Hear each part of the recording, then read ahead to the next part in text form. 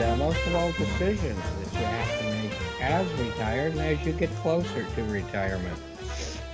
So I don't want to spend too much time because we got a couple of really good guests that we've had. They are both repeat offenders for this show, and they have a lot to say, usually do.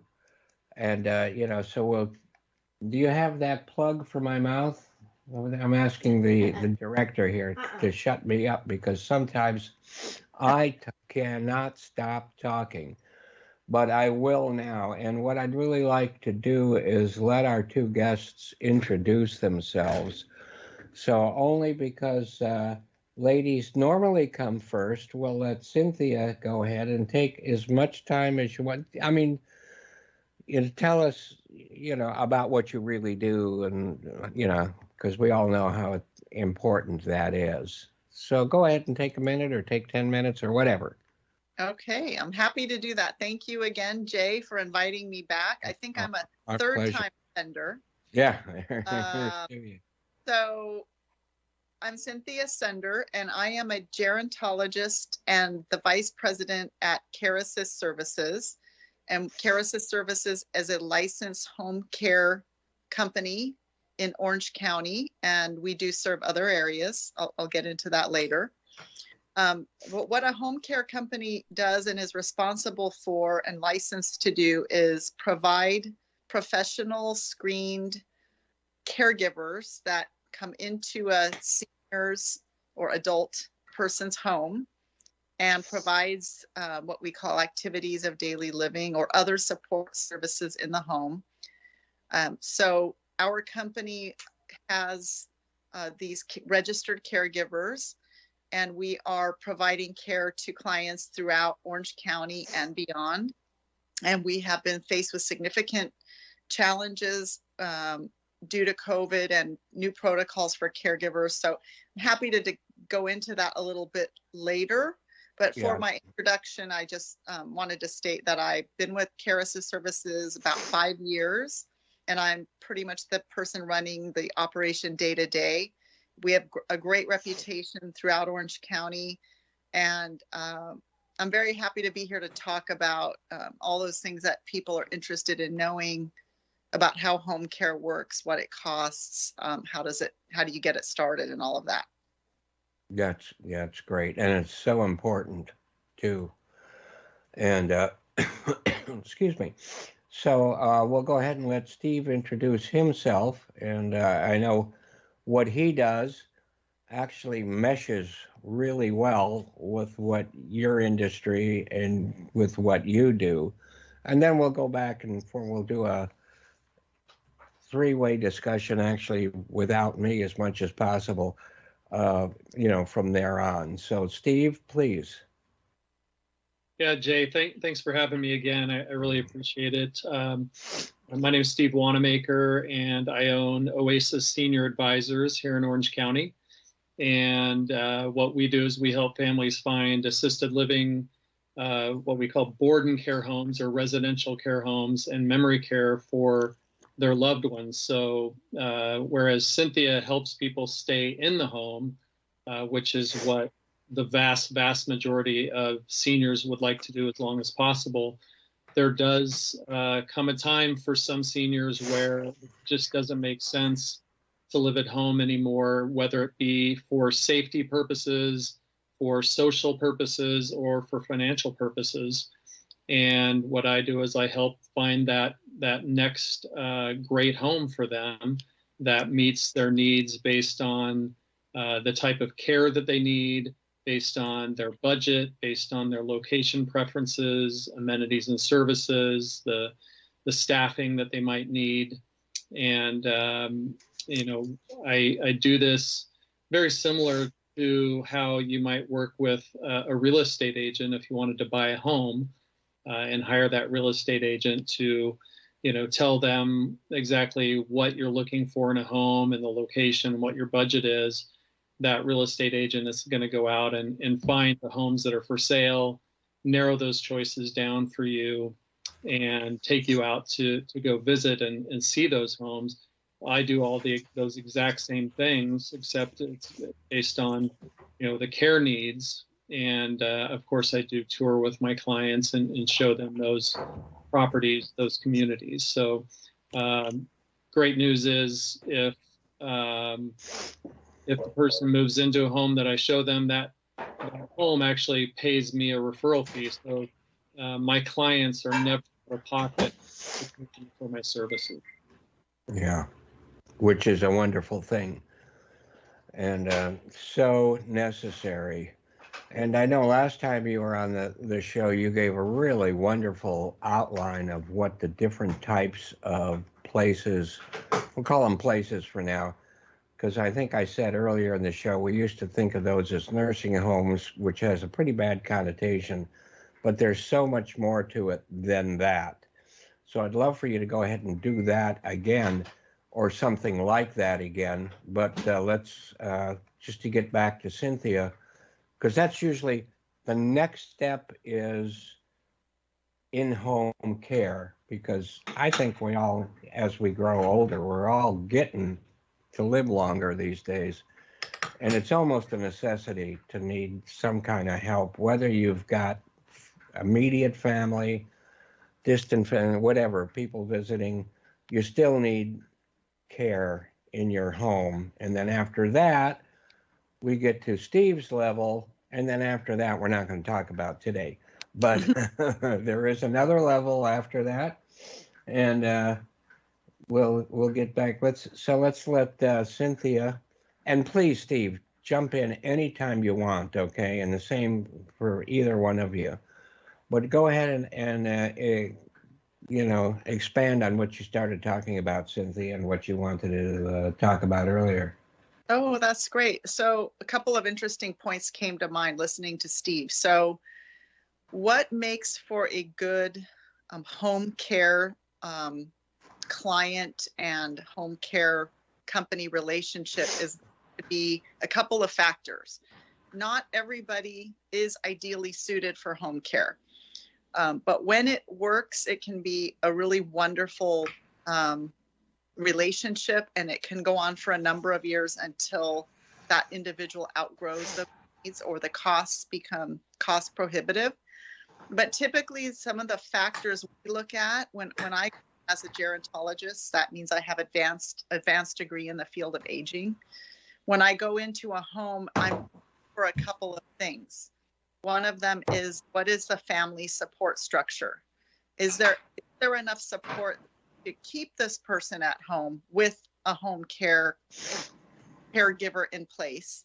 Because even with a caregiving company, you still need a person who will be we'll call it the quarterback is the word we use. Somebody has to quarterback the whole situation. So family support structure is very much a key element to whether or not somebody will be suitable for home care. Another one is the home environment, which Steve alluded to. Does a person live in complete isolation, in which case that caregiver is the only person that they may see? That's not always ideal. People do need socialization. They do need to have, family in the vicinity that can pop in and say hello, friends that come by, or a caregiver who's able to drive them to those people, take them to lunch with their old pals at the Rotary or whatever. So we do look at the family structure. We look at the home environment and the social aspect of that. And then, of course, probably a more primary consideration is financial. Can they afford home care? Home care is becoming, all care is becoming very expensive, but home care particularly, you're really looking at base rate right now in Orange County of anywhere from $30 on the lowest end, upwards to $45 an hour for shorter shifts. So, you do the math quickly. That's you're topping out at $20,000 a month for 24/7 care, which there are people that have it and can afford it, and there are people with very good long-term care policies or assets in place. But I would say across the board, the middle class can afford that option for a couple of years, and then it becomes cost prohibitive. You may just be better served in an environment that Steve can place you in. So I think that that's a good jumping off point to have Steve intervene. You know, when you get beyond possibly 12 hours a day, for me, that's a benchmark. Like when they're paying for 12 hours of care 7 days a week, it's a lot of money and it's a lot of care. And maybe they're better suited to moving to a community. Yeah, that could be very true. Now, most people, I should not say most people. I don't know. I'm not there yet. Probably will be. Actually, I hope to live long enough to be. But some people just get like a couple hours a day, right? Or during mealtime, or that makes it more affordable as long as it covers the needs of the people. Exactly. Yes, we can do, really, quite honestly, nowadays, the smallest shift is 4 hours, but accomplished in 4 hours. Right. As you said, making sure the medications are taken. Yeah, big deal. That's a big one. Yeah, the shower and the bathing is probably the number one request. Help with that. Help with making sure meals are either prepared or provided and prepared for later in the day. And then, as you mentioned, the social aspect, somebody to talk to see, check in, just checking in. How are things going today? Yeah, that's so true. Loneliness is, that's as bad as some other diseases when it comes to aging and being able to make it through. All right. Now you mentioned some. Well, no. Before we get into the COVID thing, because there's so much COVID stuff going on. I just want to point out that people that have family, even family that lives with them, can be kind of exasperating for that family member. And that family member may need, or probably does need, a break every now and then too. So even if you've got somebody living there or somebody coming over every day or whatever, let's give those people a break and hire somebody like Cynthia to come in. Excuse me, Cynthia's people to come in and give you a break. Yeah, that's true. So that is what we characterize as respite care, which means there is a family or family member or other caregiver in place, spouse, family, son, daughter, daughter-in-law. And then the respite caregiver is the relief. So maybe the family member needs the weekends off because they have to be on their, they have their own family. Or they have other days they need off because they have appointments of their own. So that's another way a lot of people start care. Another reason, I should say, they will want to start with just 2 days a week, and they want to fill those gaps where they can take a step back, go take care of their own, issues and responsibilities. So yes, respite care is a very good feature of home care. And you hit on another point, and that is a lot of times what we can do is structure the care to meet their needs. It's not a one size fits all. Some people might need 4 hours a day, 3 days a week. Some people might need 8 hours a day, 7 days a week. We determine that when we do the in-home assessment and the professional care plan. Yeah. Because these people that, if they're family members, I mean, I always think of like when you're on an airplane, they always tell you if the oxygen mask comes down, put it on yourself first before you put it on your children or the other ones. It's kind of the same thing. If you're a caregiver, your family member, you got to take care of yourself, or you cannot take care of the person you're supposed to take care of properly. And Jay, just from the standpoint of assisted living, in terms of respite care, assisted living, some communities do offer respite as well. So usually at a minimum of 2 weeks, but there are some that are less. Wow. And so you can go ahead and place a senior in a community for a very short time for respite care. Maybe the family needs to go on vacation or had a vacation plan, and so they can get the care that they need in a community without that long-term idea. Yeah. I didn't know that existed, but that is so important. That is great to know. Yeah, that's great. It's like, if you're a younger family or the children or whatever, it's not like you've been completely taken over. You're doing your part, you're making yourself feel good, but you can still take those vacations and still take those time off and know that your loved one is in good hands. So that's really, really good to know. And Yeah. this question may cover both of you, but I know that Cynthia earlier talked about COVID and the challenges that has brought. Oh boy.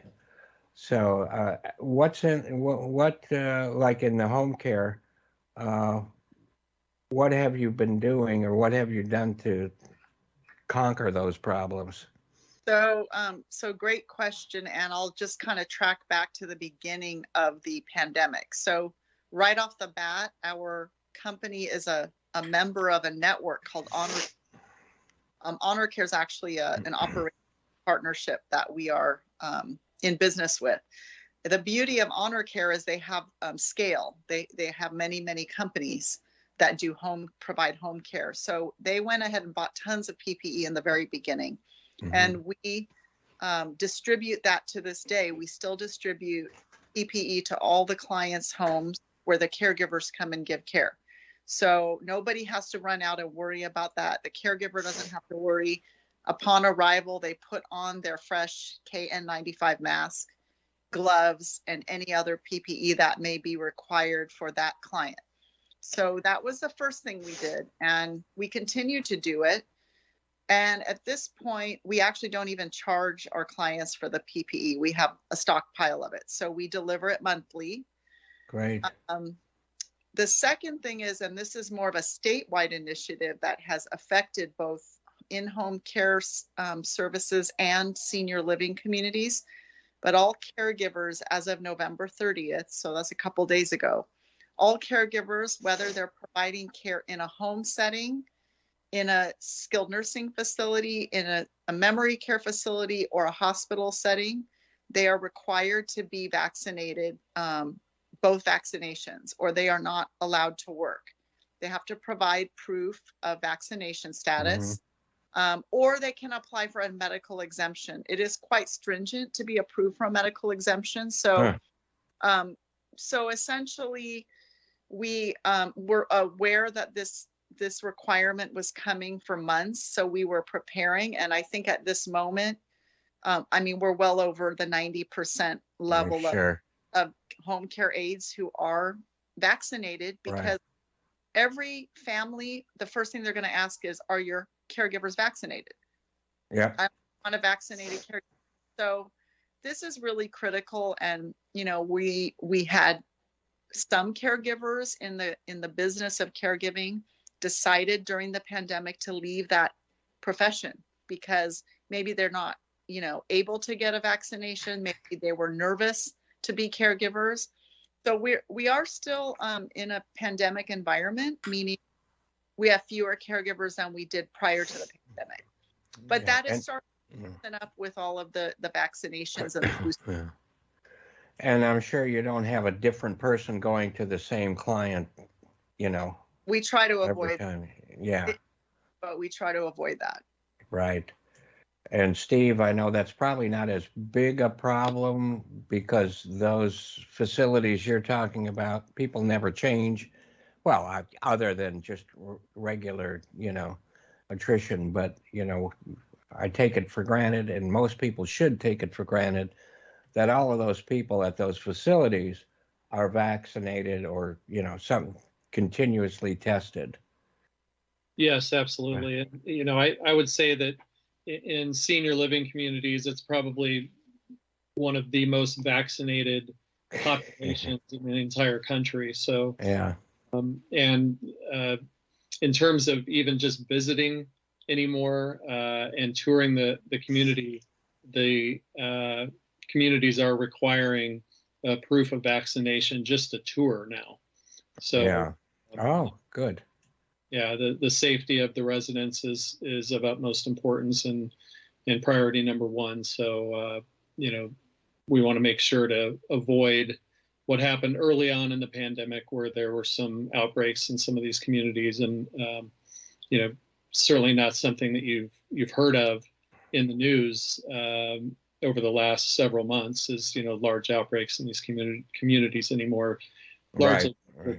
for the vaccination status of the residents and the staff. Now, I know I'm not sure how long our guests are going to be with us today, but I mean just today, not overall. But excuse me. Uh, it's not COVID, it's just a sinus infection. Seems like when I get a sinus infection, it lasts 2 or 3 years, but that's not kind of normal for me. But um, I know Steve's got some great things or teaching, and depending on how long, because we're running short on this half hour. Steve, if you would go ahead and start to tell us about the various types of well, now instead of calling them nursing homes, I call them resorts, and that's because of you. Yeah, it's certainly the upscale nature of these communities cannot be ignored. There are communities being built all over, and it is certainly a situation where people feel like they are visiting a resort much more than anything resembling what people think of as a nursing home. But what you had asked before, Jay, of course, is the different types of options that are out there. Kind of start from smallest to largest. The smallest would be what are called residential care facilities for the elderly, RCFEs, here in the state of California. And these are single family homes in neighborhoods all over California.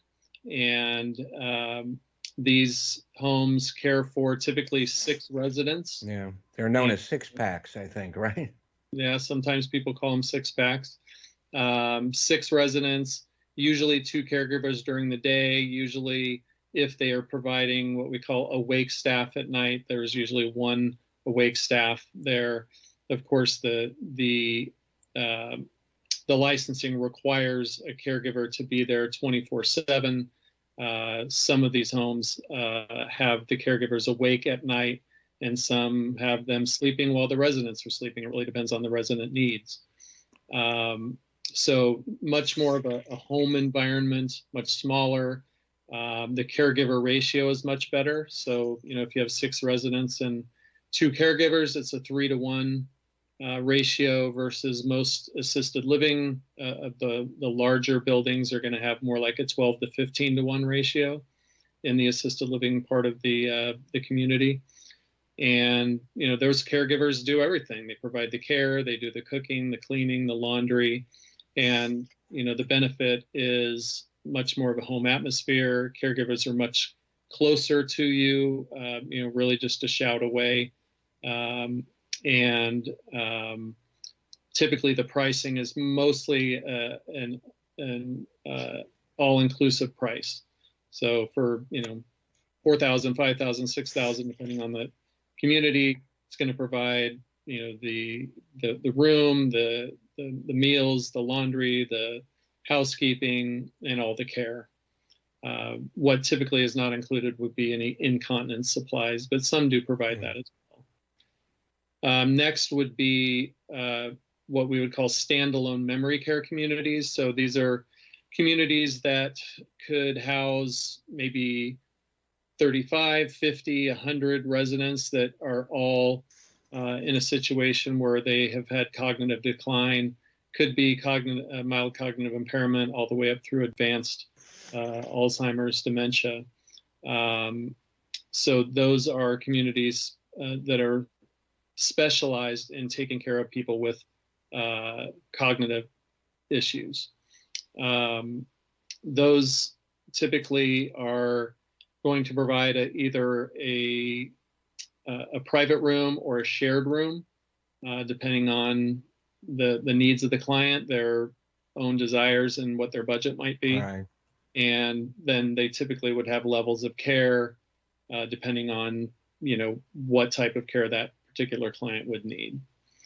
And then the next would be those larger, kind of what we would call big box communities, assisted living, where again, they're going to be providing care for between 50 to 250, maybe 300 residents. And again, either in a private studio, a private 1-bedroom, private 2-bedroom. Some of them even have 3 bedrooms or 2-bedroom, 2 baths.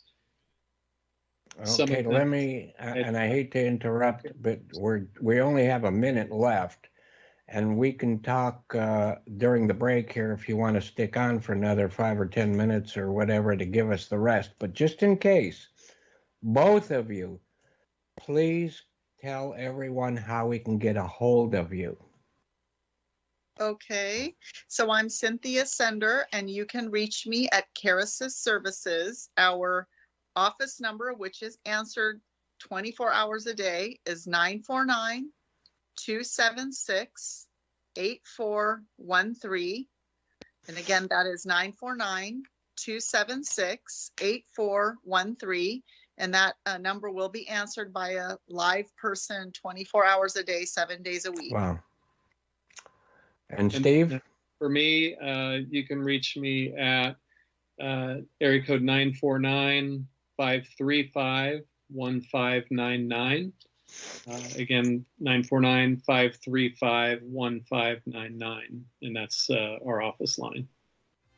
So we'll talk to our guests during the break. If we're not coming back with some more information, I promise I will have them back very soon if they can't go more today. But thank you so much for this much time. Take care. And now here's Jay. Well, welcome back, and thank you for still being here with us on the Educated Retirement Show here on KMET, where we do discuss matters having to do with retirement, getting ready for retirement, being retired, growing older, which we're going to, get into a little bit more. But we are very, very lucky in that our two great guests are still with us to finish up some of the discussions that we started. So consider us lucky, all right? We ain't always lucky, but we're lucky today. So again, let's introduce, we have Cynthia Sender and we have Steve Wanamaker. Now we'll skip my stuff till later. Don't worry about it. We'll catch up with me later. But we'll go ahead. But we were interrupted by life while Steve was just kind of telling us about the different steps or different types of places to retire to when we need help. So go ahead, Steve, and continue where we left off. Okay. So we had covered residential care homes, which are the smaller care homes, the standalone memory care communities, and then getting into the larger communities, which provide assisted living, where you can have an apartment everywhere from a shared apartment up through a 2 or even 3-bedroom apartment. And then those communities provide levels of care depending on what kind of care that particular resident needs. So it's all catered specifically the type of care that they need. It might be no care at all, where you can live completely independently. In fact, there are communities that have completely separate wings or buildings that are completely independent. And then the other side of the building might be assisted living. So, those communities, of course, are going to provide much more activities than those small residential care homes would. You're going to have, restaurant style dining, where you go down to the restaurant and order off of a menu and be served by waiters and waitresses, just like you would in a restaurant. And of course, they're going to provide housekeeping. Usually once a week, they'll do laundry in terms of linens once a week as well. They can do personal laundry. Some of those communities have laundry right inside the residence room, and some of them have them on the floor. depending on what you're looking for. So a lot of different types of options for folks to be able to, choose their next home. Yeah, I've got a cousins that live in a place that sounds just like. I mean, it's really nice. They basically live in a single-family home. The only connection to any other thing, there's two to a building in their section, and I believe I'm correct in saying that the only wall that's shared is the garage wall, because you have your own garage. You've got your own little apartment, but your own home, and with a backyard, little, enclosed patio, backyard area. And there is, like you say, a dining room where they can, not too far away. They can go there. They can order food to go, I think. They can even, during the COVID, when it was a little stronger, they were also delivering. So as time goes on and their needs become more and more, or anybody's needs become more and more, it's there. They don't have to look at moving somewhere else again, because it goes from like almost complete independence to being dependent, and it's all covered there. Right. So Yep. Yeah. So it's like the last. Ooh, I hate to use words. It's the last place to retire to. So, that's not too bad, really. But they're probably pretty costly. I have no idea what that costs him, but I suspect it's pretty costly to do those. I will say, Jay, that it's much more common to hear people after they've moved into a community say that they should have done this a year ago, 2 years ago, than regretting the decision to move. Yeah, because basically on that costly thing I was saying, it's costly to live at home too. And sometimes it's more costly to stay at home. So yeah, it's, you have to juggle those things, and, you're usually in a pretty good position if you know that you are going to be covered health-wise. Because I don't know to what extent the health, but I know the care is there. And if you do need health care, I'm sure they will bring it in, right? Yeah, you can have home health come in and provide care. There are doctors that come and do, really doctors that all they do are house calls. They have house calls, and all they do is they go into senior living communities and do appointments there. And of course, lots of different tests can be done inside those communities as well, whether it be X-rays or labs. So there's quite a bit of I think things that people can do that don't require going out to a doctor's office. Right.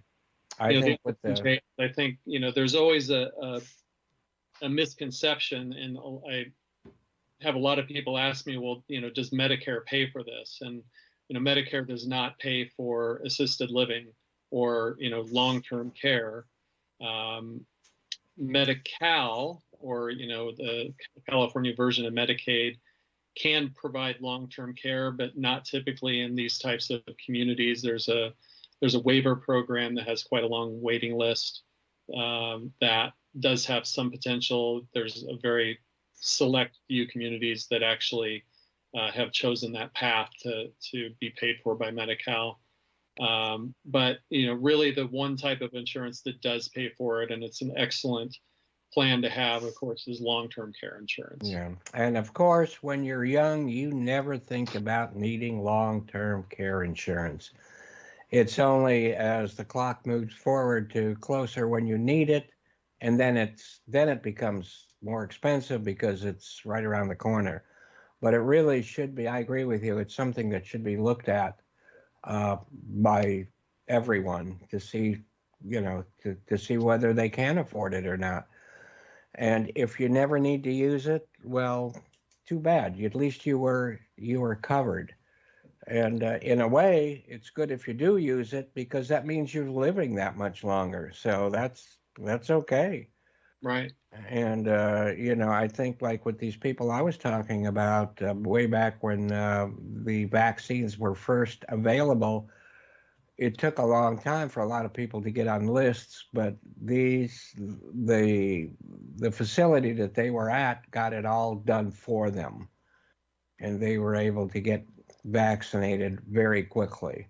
So there's a lot of things you don't think about that come with the package. Yes, no doubt. And of course, you know, you don't want to go out and look yourself because you'll look forever. You need somebody like Steve or Steven, I'm not sure what you go by, but Mr. Wanamaker will be able to answer so many of those questions for you, and you know, and guide you in the right direction. And Cynthia, let me ask you: are there any guidelines you go by when you think that people under your care should start looking for you know, another place to live? I would say that it typically is a memory care client. We can effectively handle memory care, dementia care at home with caregivers. But when it goes from the mild or moderate stage to advanced, Uh-huh. I would say that is a really appropriately handled in a community, a care community. That would be one scenario. And the other scenario would be, which I alluded to previously, when somebody is starting to require more and more care, overnight care, and it becomes too costly, Yeah. then it's more appropriate to look into other options where they would have, like Steve mentioned, in the boarding care homes, they have overnight caregivers that are awake. That's part of pay for. So yes, there are reasons why care does move from one setting to another. We actually call that transitions in care. Right, right, A care transition from the home to a community.